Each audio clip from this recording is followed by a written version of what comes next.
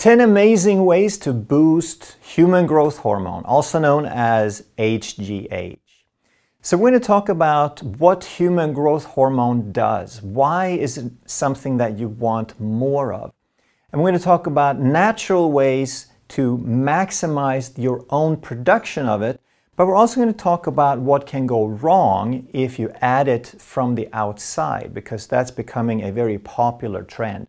And as always, we're going to not just list the steps, but we're going to help you explain what each one does so that you understand and you can implement it in your life for the best possible health results. Coming right up.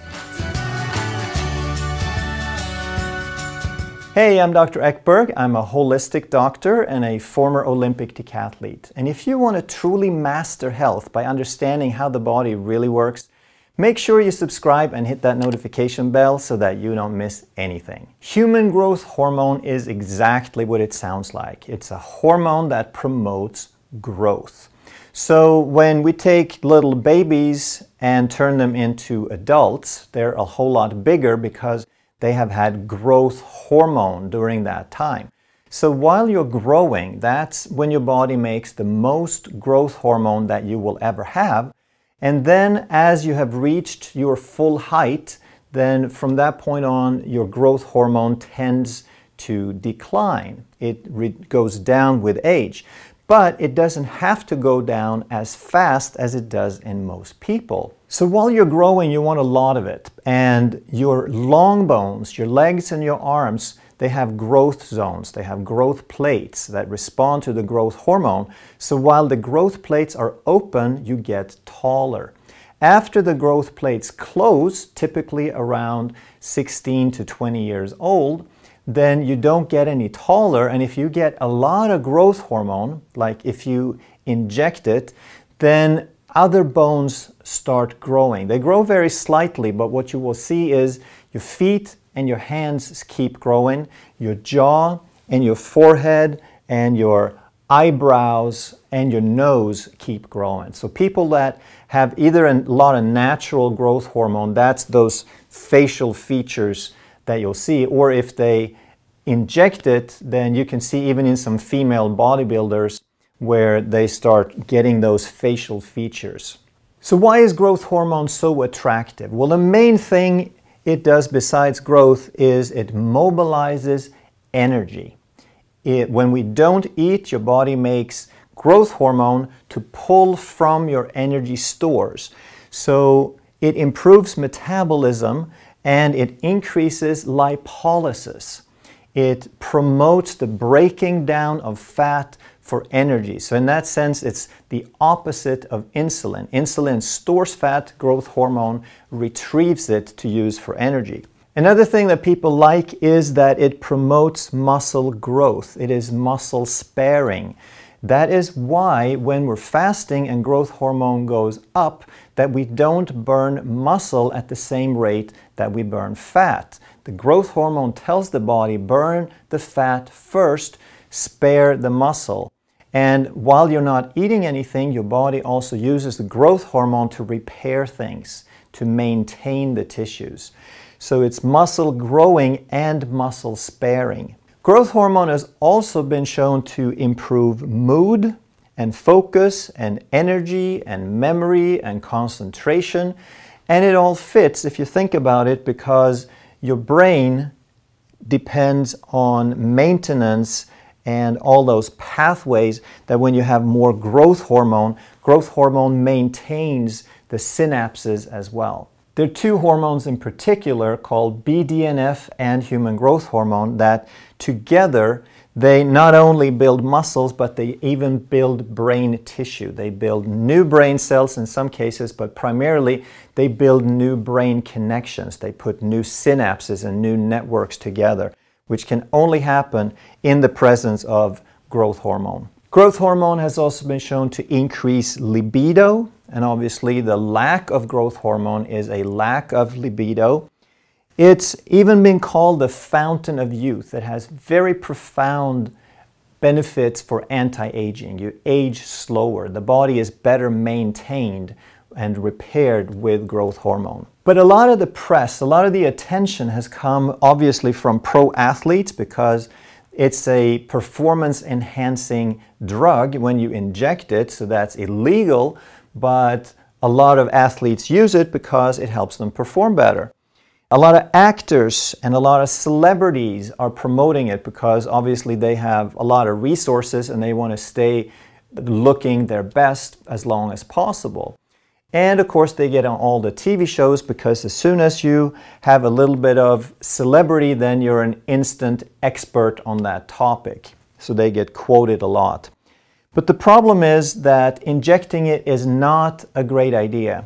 And we have high school students who are trying to grow some muscle to improve their appearance. And as much as 11% of all high school students have tried human growth hormone. So that's a very alarming trend when we think that the solution is something that we can just, it's a quick fix that we can add to the body. Some of the side effects that they've noticed are aggression, that they lose a lot of their inhibition, they lose a lot of their control in especially the frontal lobe in the brain. And something that would be a strong enough reason by itself to most people, I think, would be that in guys, the testes atrophy. So anytime that you introduce something from the outside to the body, something that the body normally makes on its own, then there is less incentive for the body to make it. It's called negative feedback. If the body senses it's not there, then it goes to work to produce it. But if it's already there, then there's no need to make it. So the body starts down-regulating the production of that. So the testes atrophy, they shrink.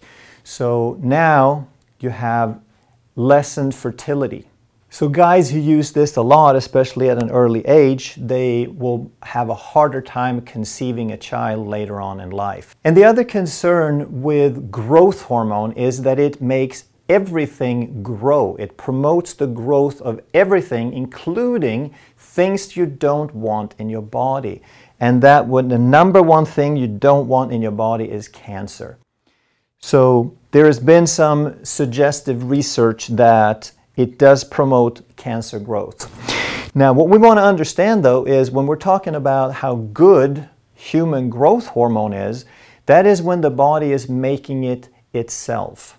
And when you have high insulin, the body makes very, very little of the human growth hormone. And it's the combination of the growth hormone and the insulin that promotes cancer, because cancer can't live in a low glucose, in a low insulin environment. So if you're eating a bunch of carbs and you have a high insulin level and then you're injecting human growth hormone, now you're creating a situation that's not supposed to exist. High growth hormone and high insulin is not supposed to exist in the body. That's artificially created.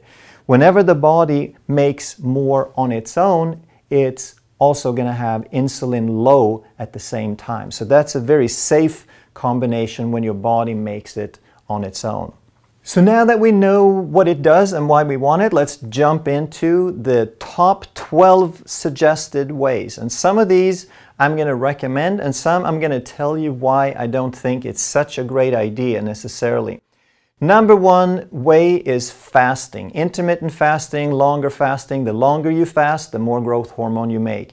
Some studies have suggested that you can make as much as 2,000% more after as little as a 24-hour fast. Now, I don't know that it's going to happen that fast. Some studies suggest different numbers, but nevertheless, the increase is tremendous and it keeps going up to a sort of maximum level by the time you have fasted for a few or several days. And again, this makes perfect sense because when you're fasting, then you need to mobilize energy. You need to break down fat. You need to spare muscles. So the body has this magical, this incredibly intelligent, this precisely orchestrated symphony of events to make all these things happen at the same time, perfect timing. Number 2, HIIT, high intensity interval training. Because when you do HIIT, you're telling your body that you're challenging the body, that if you do this again, the body has to get better until next time you do it, so it better grow some muscles, it better adapt to that challenge. So high intensity interval training can improve growth hormone by as much as 700%. And the increase in growth hormone is proportional to the intensity of the exercise, to the amount of the challenge. If you challenge your body a little bit, it'll make a little bit of growth hormone. If you challenge it maximally, then it will make the maximum amount of growth hormone. Number 3, make sure that you get enough sleep. About 85% of your growth hormone is released during your sleep cycle. And there's 2 reasons for that. There's 2 reasons you want good sleep. One of the reasons that you're releasing most of the growth hormone is probably that you're fasting while you're sleeping. So that goes together with number 1. But they've also shown that the quality of sleep, if you have that really deep delta sleep, that really rejuvenating sleep, you're actually releasing more hormones. So it's the fact that you're fasting, but it's also the quality of the sleep that matters. Number 4, you want to reduce insulin, because insulin is the opposite of growth hormone. We just talked about how growth hormone mobilizes energy, insulin stores energy. So anytime that you have a situation where the body makes insulin, then you're going to shut down growth hormone. And if you watch any other videos on this channel, then you know that insulin is stimulated by carbs, so you want to follow a low carb diet. Number 5, you want to reduce cortisol.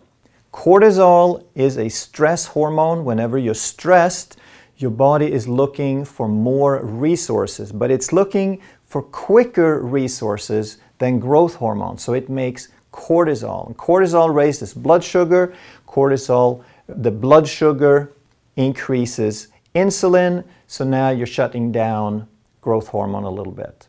Number 5, cortisol. You want to reduce cortisol. Cortisol is a stress hormone. And whenever you have stress, your body is looking for more energy resources. But unlike growth hormone, that's more of a slow and steady rise and supply of energy, stress demands a quick and instantaneous supply of energy. And the fastest way during stress to produce energy is glucose. So cortisol raises glucose, which also increases insulin.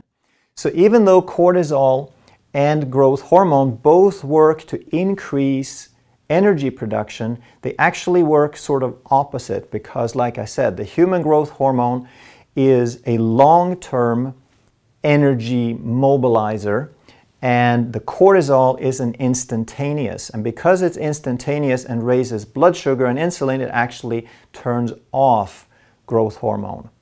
Number 6, skip breakfast. Have no breakfast. When you don't eat breakfast, during sleep your body makes the growth hormone. You have a little bit higher level of growth hormone when you wake up in the morning. If you eat, you're producing insulin and you turn off that growth hormone. If you skip the breakfast, now you go longer fasting. So again, fasting is the strongest promoter of growth hormone. So if you skip the breakfast, now you're extending the fast, making more growth hormone. And this also goes with number 7, have no food before bedtime. So go try to get a 2, 3, 4 hour window at least between your last meal and bedtime. And there's nothing magical about that, except again, you're extending your fast. You're compressing your feeding window and you're extending your fasting window, and you're promoting number 1. Number 8, someone suggested laughter, and that has been shown to promote growth hormone, and most likely that's because laughter makes you feel good. It's a form of de-stressing. So you want to do a lot of different things to reduce your stress. You want to relax, you want to meditate, do breathing exercises, and watching a funny movie or having a good time is another form of reducing stress. And then the last 4 I put in a different color because they're sort of different. And a lot of references I saw, they said the number 1 thing you wanted to do was to lose belly fat. Well, losing belly fat is not a bad thing, but it's the wrong thing to focus on because the belly fat is only there because of insulin. If you watch some of my other videos, you know that cortisol and insulin is what produces the belly fat. So you don't want to go after the belly fat because then you might do something stupid like trying to remove the belly fat with sit-ups or crunches, and you think more is better, and now you're just making more cortisol and it's backfiring. So crunches are not bad, losing belly fat is not bad, but don't think that it's the losing of the belly fat that's doing it. It's an association. They've done studies and they found people with more belly fat have less growth hormone. Well, yes, because people with belly fat have very high insulin levels. They're insulin resistant. So forget about the belly fat, focus on the insulin and reducing carbs. Go fast, longer periods of time. Number 10, arginine and vitamins. And there's different amino acids that have been shown to increase growth hormone. So isn't that a good idea? Well, yeah, kind of. But just try to get over the idea once and for all that taking something for something is going to solve a problem. You want to solve the underlying problem. You want to reduce the insulin. You want to get your body into a pattern where it's storing and retrieving in a good ratio. So adding some nutrients is not a bad idea. Just don't think that one thing is going to solve all your problems, and don't think that mega doses of one thing is going to be always beneficial, because once we get into that kind of thinking, now we think, oh, 500 milligrams is good, let me take 5,000, and now we're just unbalancing something else. Your body is made to live off of food, and the better the balance and the complexity of those foods, the better off you are. Number 11, GABA, Gamma-Aminobutyric acid. So that has been shown to increase growth hormone. Why wouldn't you want to take that? Because it's a neurotransmitter. It's something that the body produces on its own.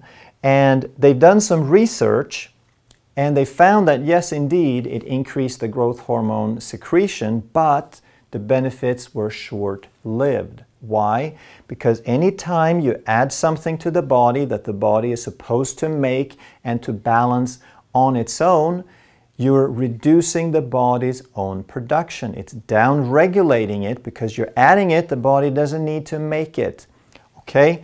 So please understand that principle that if the body is supposed to make it, then you can't add it in the long term without upsetting a balance. And the same exact thing holds true for melatonin. Melatonin is a sleep hormone, and it is produced by the pineal gland, and when your body is in balance, you make the right amount of it. And melatonin promotes better sleep. So yes, number 3, sleep is very important. And I'm not totally opposed to using melatonin occasionally, but it does develop kind of a dependency because when you add it on a regular basis, your body down-regulates the production. Melatonin is directly opposed to cortisol. So whenever you have cortisol and stress, you're going to suppress melatonin and vice versa. So again, if you take melatonin occasionally, then I think that's all right. But long term, you want to reduce the stress because the stress is what's inhibiting the melatonin. So growth hormone is very desirable, and the older we get, the more we want to work at maintaining proper levels. But more is only better if the body makes it itself. Once you start adding it from the outside, you will always change the balance in the body. So here's how we want to think about these things. We want to think about the sequence of how the body creates health. It starts with raw materials. They're called substrates. They're the pieces that the body needs to put things together. That's food and whole food supplements. So food would ideally be the only source, but because food is kind of depleted these days, it doesn't have the minerals and vitamins that it used to, and because when we're stressed, we increase our need, then it is a good idea to supplement. And food processing, of course, destroys more nutrients. So things like fish oil and nutritional yeast and some mineral supplements, I think, is a very good idea for most people. So those are the substrates. And then you provide the substrates to the body, and then the body has innate intelligence. It's very, very smart. And then you take the conditions of life. The conditions are going to change. They're going to vary. Some days certain things happen and other days they happen less. The conditions of life and the body responds and adapts to those conditions and then brings the body back to homeostasis. That's the balance where everything is working perfectly.